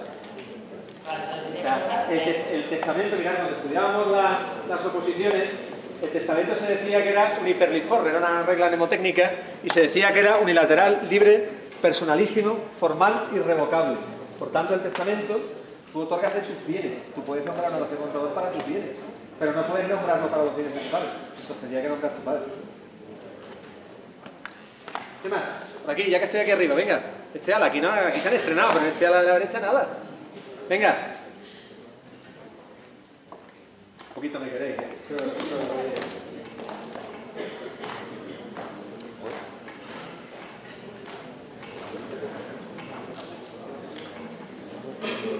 Bien, ¿qué ocurre si no tenemos testamento? ¿Qué pasaría? Como decía antes, nuestro Código Civil lo que sigue es el principio romano que decía antes de que el cariño desciende, asciende y luego subsistiente. Y entonces, si no hubiese testamento, pues el 100% de la herencia sería de nuestros hijos, o si alguno ha fallecido, la parte de ese hijo lo ocuparían los nietos, evidentemente. Si no hay ni hijos, ni nietos, ni bisnietos, o sea, si no hay descendientes, entonces no serían nuestros padres, los abuelos, si es que nuestros padres no viviesen, o tatarabuelos, perdón, bisabuelos o tatarabuelos. Si no hubiese ni nadie en la línea descendente, ni nadie en la línea ascendente, entonces heredaría el cónyuge. Fijaros que está en tercer lugar, Fijaros que está en tercer lugar. Esto es muy llamativo. Cuando vienen las parejas a la notaría, me imagino en la calle se habla mucho del testamento del uno para el otro y luego para los niños. Pero eso que hablamos en la calle del testamento uno para el otro y luego para los niños, significa única y exclusivamente que lo máximo que le podemos dejar a nuestro cónyuge es el usufructo universal. Significa que si van a vender algo, tienen que venir los niños y el cónyuge viudo a grabar papeles. Claro. Fijaros la situación, o sea, yo llevo con una pareja 30, 40 o 50 años y ahora resulta que el legislador me obliga a que tengo que contar con mis hijos para hacer algo. Nos guste o no nos guste, eso es así. Solo hay una zona de España, que es en Navarra. Nosotros allí en Cádiz tenemos algunos navarritos que tuvo que ser de que cambies de comunidad autónoma, puedes mantener la vecindad civil. Tú puedes ir al registro civil y decir, oiga, yo quiero seguir manteniendo la vecindad civil navarrica. Y allí es el único sitio de España donde, aun habiendo hijos, yo puedo nombrar al cónyuge antes que a los hijos. Ahí en los testamentos es una cosa muy curiosa que todavía se mantiene, que es que les dejo a mis hijos una robada de tierra a los montes comunes y 5 sueldos febres o carlines, que era una moneda de la época, y con eso ya he cumplido jurídicamente. Pensar que estamos en una sociedad de mediados del siglo XIX, en una sociedad eminentemente agraria, y por tanto, con eso el legislador entendía que era suficiente para que unos hijos pudiesen vivir. Por tanto, es el único supuesto en que yo puedo pasar antes al cónyuge. Alguien pensará, porque alguna vez lo preguntan, en que hoy nos habéis lanzado, oye, ¿y los casos estos que escuchamos tantas veces en la televisión de esos hijos que han echado de casa a los padres y nos hemos echado las manos a la cabeza? Es una consecuencia de lo que me acabo de decir. Es una consecuencia de que el cónyuge está en tercer lugar, no está en primer lugar, ni está en segundo lugar. No obstante, el legislador, porque esto en algunas ocasiones yo lo he tenido, el legislador, aplicable también a la empresa familiar, permite que cuando un matrimonio está casado en gananciales, si solo está la vivienda familiar, cabe la posibilidad, como cuando se fallece, hay que liquidar primero los gananciales y luego hacer la herencia, aunque se hace a la vez, es que el cónyuge viudo se puede quedar con la casa pagándole a los demás la parte correspondiente. O sea que a la hora de levantar la mano para ver quién se queda con la casa, es preferente el cónyuge viudo frente a los hijos. También lo es en el caso de cuando se gestiona efectivamente una empresa, que cabe la posibilidad de que sea el cónyuge viudo el que levante la mano y se la quede en primer lugar, evidentemente indemnizando los hijos. Yo planteo muchas veces,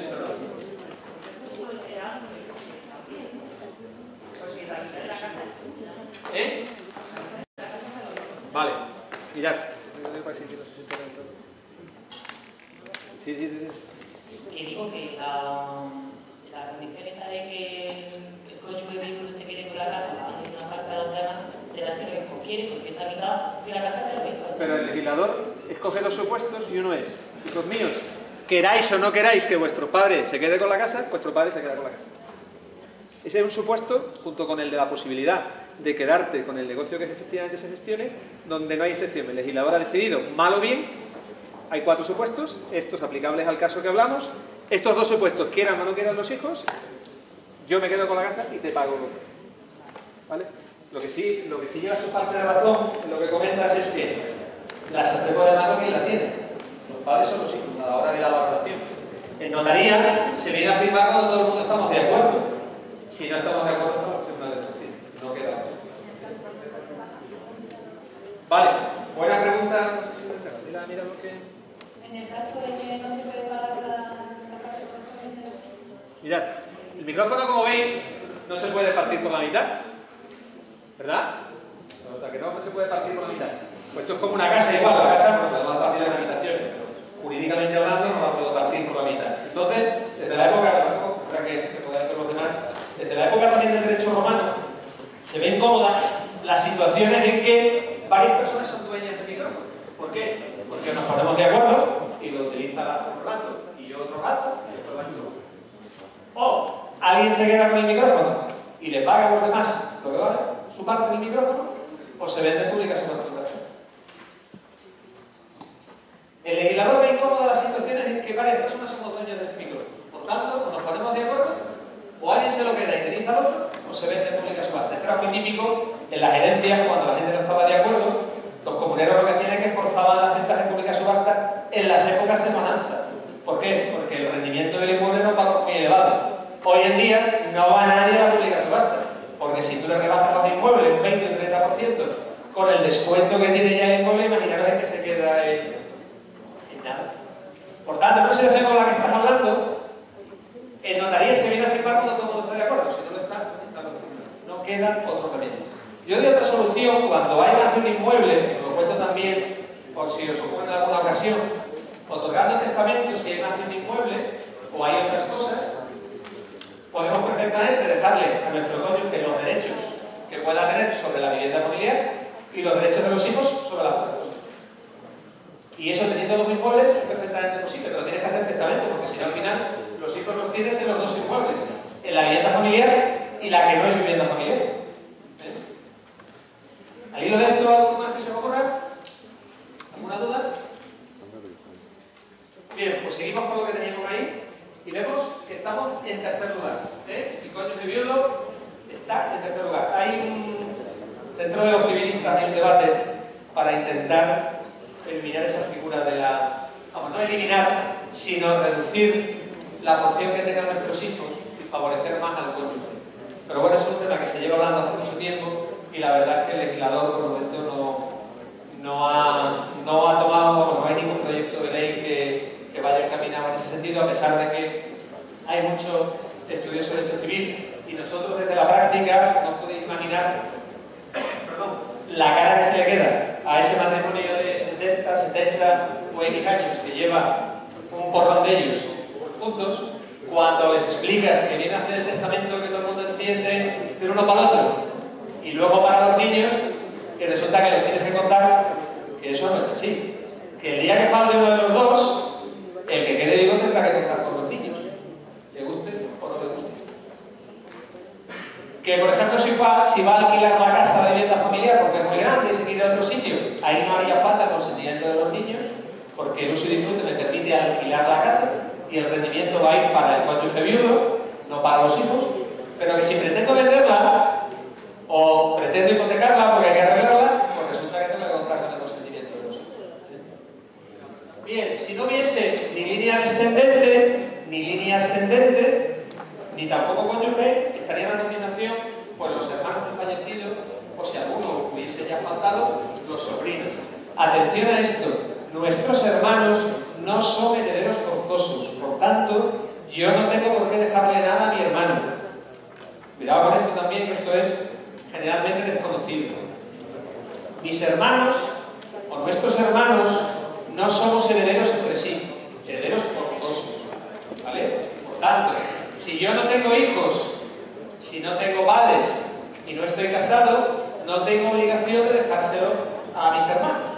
Se lo puedo dejar al vecino del y no pasa absolutamente nada. ¿De acuerdo? Bien. Ya terminamos, queda poco, no preocuparse. Bien, si no hubiese nadie de todos estos, pues evidentemente vale estar. Alguno habrá leído, porque en este tiempo está saliendo mucho, y bueno, de hecho la ley de CAI salió hace un mes aproximadamente, el gran número de herencias que se renunciaban, al menos en la comunidad autónoma de Andalucía. Os puedo decir que en la práctica, no sé dónde se han sacado los datos, en algún sitio será porque era evidentemente el Consejo General del Notariado, pero se renuncian con los dedos de una mano. Y os explico por qué. Nuestros padres han vivido una cultura de la propiedad. Nuestros padres han vivido una cultura de que se empeñaban en algo cuando tenían dinero para comprarlo y pedían préstamos muy pequeñitos y cuando lo pedían lo más cortito posible. Antes de la crisis os puedo contar que la estadística, igual que habéis escuchado, que en España los préstamos se dan a 30, 35 y a 40 años, la estadística antes de la crisis era que los españoles pagábamos los préstamos como media a los 17 años. A los 17 años. ¿Eso qué supone? Nuestros padres o nosotros, que han podido empezar a trabajar antes, pues evidentemente con 40 o 45 años tenían más que pagar a pagar los inmuebles. Por tanto, cuando se producen fallecimientos, los inmuebles no tienen ninguna carga. Como no vivimos en una cultura del alquiler, sino vivimos en una cultura de la propiedad, pues ocurre poquísimas veces el tema de la renuncia. ¿Por qué? Porque aunque nuestro padre o nuestro abuelo le hayan vendido, pues yo qué sé, una colección de vídeos, o le hayan vendido una cristalería, o le hayan hecho alguna historia, y todavía de valgo, al final la cantidad es ínfima, la cantidad es muy pequeña en correlación con lo que valen los inmuebles, por mucho que hayan bajado, con lo que valen los inmuebles. Por eso digo que las renuncias de herencia que se hacen poquísimas, por esa cultura que os digo, de la cultura de la propiedad. Mirad, si no se hace testamento, en los 3 primeros supuestos, sí podéis venir a una notaría, tiene que ser la del último domicilio de la persona fallecida, y podemos decir quiénes son los herederos de esa persona fallecida. Son los hijos, o en caso de que no haya hijos pero viven los padres, son los padres, o en su caso, el cónyuge. En el supuesto de herencias de hermanos a hermanos, en el supuesto en que el paquete accionarial, la propiedad de la empresa, por las circunstancias de la vida y de la existencia de parentesco, vaya a nuestros hermanos, eso no se puede hacer en una notaría, hay que ir a un juzgado. El proyecto de ley de jurisdicción voluntaria sí nos va a permitir en las notarías hacerlo, pero por el momento no se ha publicado, y no sé si al final, con la decisión de Gallardón o no, y con la proximidad de las elecciones del próximo año, al final llegará por puerto o no. Fijaros la gran diferencia que hay, que si hacemos testamento vale 38,17 euros, pero si no hacemos testamento, la declaración de herederos está entre 225 y 250 euros. A que ya fijaros que estamos hablando ya de gastarnos prácticamente 8 o 7 veces más. También, otros 2 detalles, básico también, si hacéis testamento, mucha gente que viene porque viene a hacer testamento porque si no se lo queda el Estado. Fijaros hasta dónde hay que llegar para que se lo quede el Estado. Y hay gente que viene a hacer testamento porque te dice, hago testamento para pagar menos impuestos. Mire usted, el tema de pagar impuestos o no va a depender de que usted tenga testamento o no tenga testamento. Va a depender del parentesco de las personas que puedan adquirir la propiedad y ya está, no va a depender de otra cosa. En Andalucía, en herencias de padres a hijos, de hijos a padres y entre cónyuges, hasta 175.000 euros no pago absolutamente nada. Si me quedase más de esa cifra hacia arriba, pues evidentemente tendría que pagar impuestos. Por eso os decía anteriormente, aparte de que los fundadores no quieren morir no se quieren ir de todo esto y quieren morir con las botas puestas, que es mucho más favorable fiscalmente esperar la sucesión a, salvo que se cumplan los requisitos fiscales necesarios para ello, a transmitir la propiedad por vía de la donación. ¿Alguna cosita más que se me ocurra?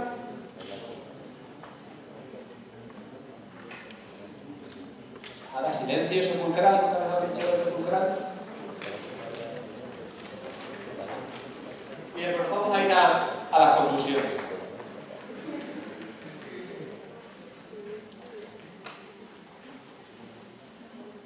Yo os doy ahí unas ideas, unas conclusiones, unas reflexiones sobre lo que hemos visto esta tarde, ¿sí? A mi juicio. Y en primer lugar os señalo ahí que la sucesión en la empresa familiar es la prueba definitiva.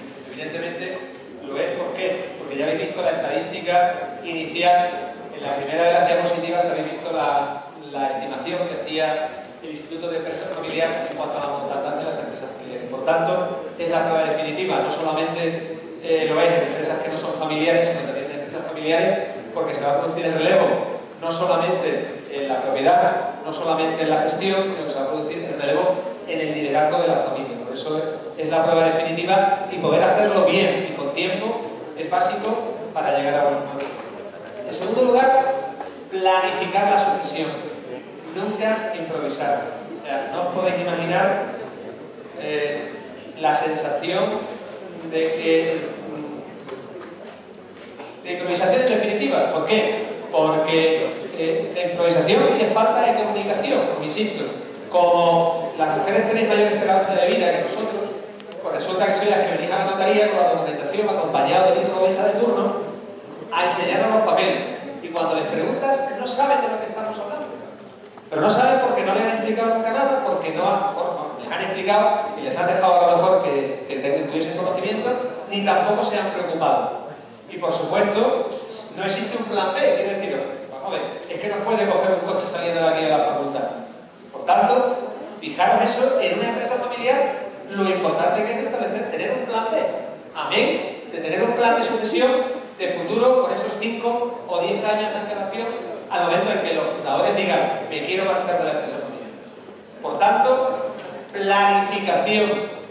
La sucesión tiene que ser un proceso y no un suceso. Como hemos hablado de que en empresas familiares el relevo generacional se produce, amén, de propiedad y gobierno en la familia, tenemos que trabajar en los órganos de gobierno de la familia. Mañana viene Mario, yo puedo hablar de los órganos de gobierno de la familia.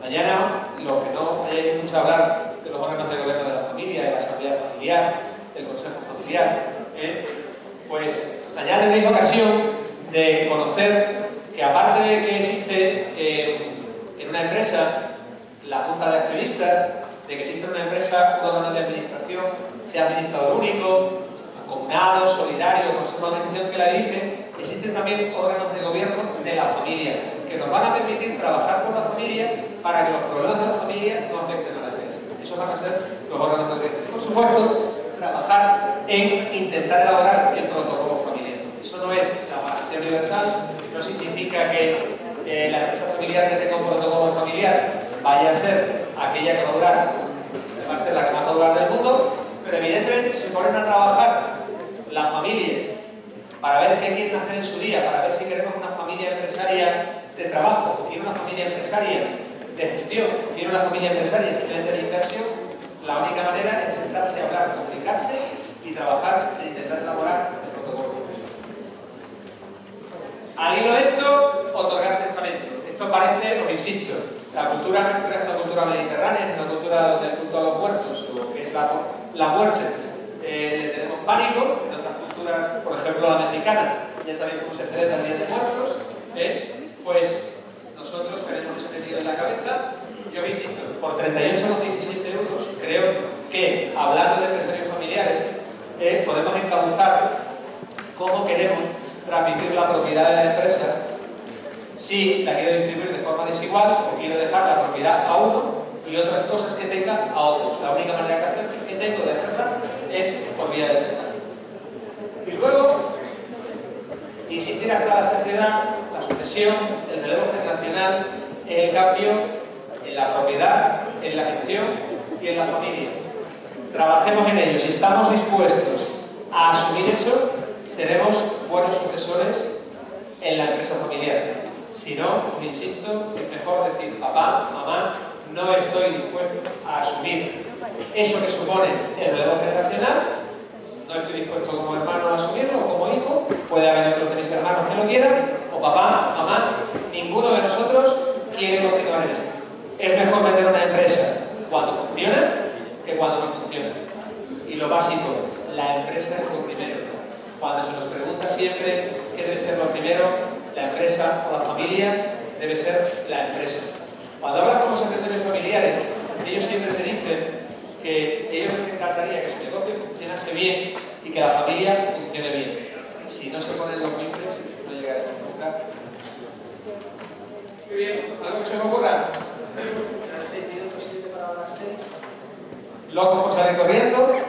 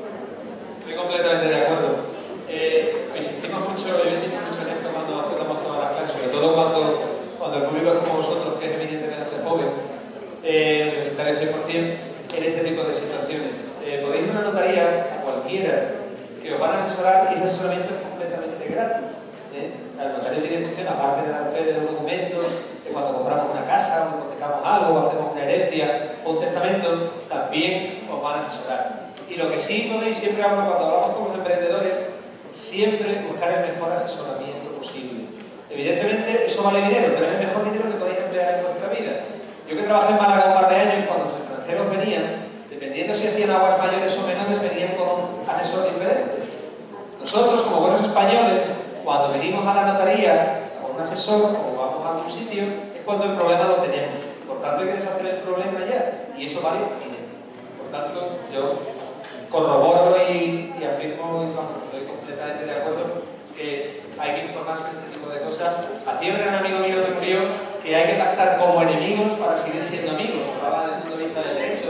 Si creáis una empresa, cuando con los amigos, socios, hermanos o parientes con quienes llevéis a cabo el negocio, hay que pactar como enemigos para seguir siendo amigos. No me enrollo más. Tenéis ahí la dirección mía de correo electrónico, aunque estamos a 300 y pico de kilómetros, pero bueno, todavía tengo la gran suerte, por ejemplo, que hay una chica de Chiclana de la Frontera que hablé con ella por primera en una charla del año 2005 y me sigue preguntando cosas. Entonces, quiere decir que algo somos capaces de llegar.